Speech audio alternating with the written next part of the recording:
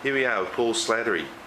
Now, Paul's been an investor in property for well over 10 years, but in 1999 we started to get a bit serious about his property portfolio. We're sitting on the deck of his beautiful palatial unit at Roma Street Parklands here in Brisbane. And that's the view.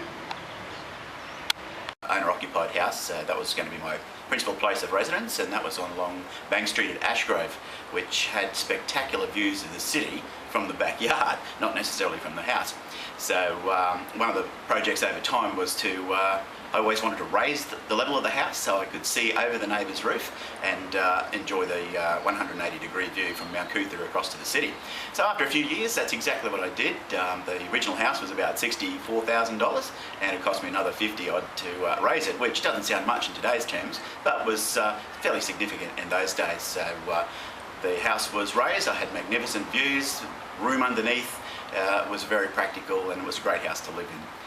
After that, I moved in with, would you believe, my grandmother for a while, and after about a year she passed away. I probably drove nuts, and I was left with half that house. My brother and I owned that place, so I bought it off him, and once again I renovated a principal residence in the Ashgrove area, so a very good area to invest in, very hard to overcapitalise.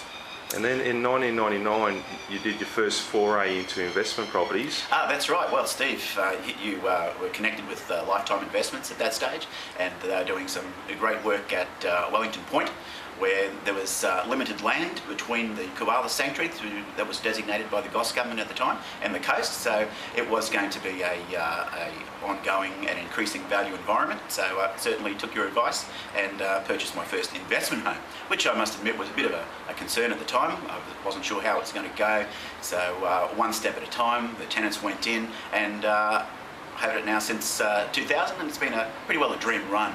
What was the cost price of that house? It was about $212,000 at the time, I think. So hopefully I've got some good capital growth in that area as now. What was the recent valuation that you had on that property?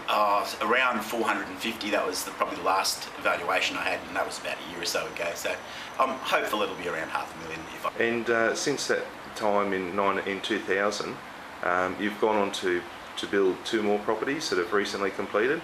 Yes. We managed to buy some investments at Collingwood Park and also Springfield Lakes.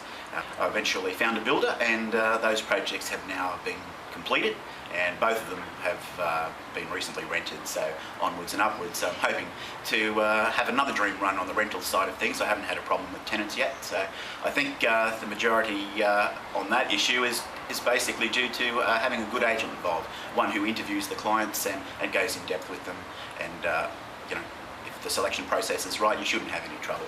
And Paul, when you first started your property portfolio or your investment property portfolio, did you have any specific goals or dreams?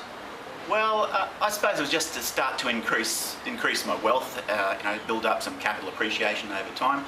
I looked forward a few years into retirement. I would have thought a property generating some income would be great to have on the side, as well as any other income you get from the pension or your superannuation funds.